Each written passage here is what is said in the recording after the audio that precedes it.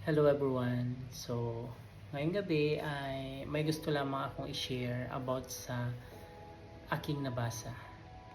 So, ang nabasa kong ito ay about sa salita o kaya yung power of words. So, ito nga, ang title nito ay The Power of Words o sa Tagalog ay ang kapangyarihan ng salita ng isang tao. Sabi dito, hello everyone. Today I want to talk about the power of words. Words are not just sounds or letters. Words are very important. Words can help people.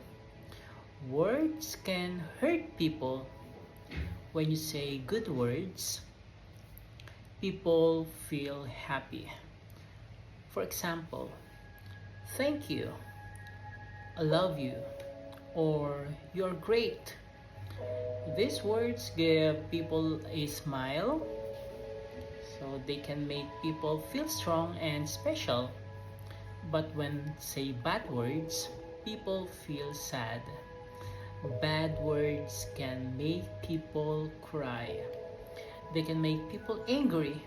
That is why we must be careful with our words. Words can also give hope. When someone is tired or afraid, we can say, you can do it, or don't give up. These words can change someone's day.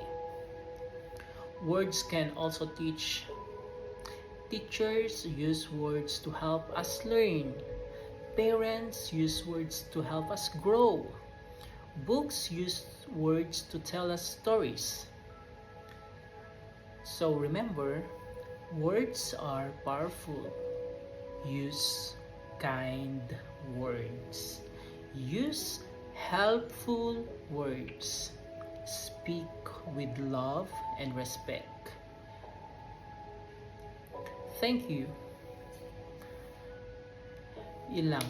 And always be mindful at lagi tayong mag-iingat sa binibitawan nating salita sa kapwa natin kasi hindi natin alam ang binigkas nating salita ay pwedeng bumalik sa atin. And alam naman natin na hindi isang araw. Lagi lang tayong maging mabait sa kapwa at mapagmahal, maging marespeto. Yun lamang po. Bye-bye.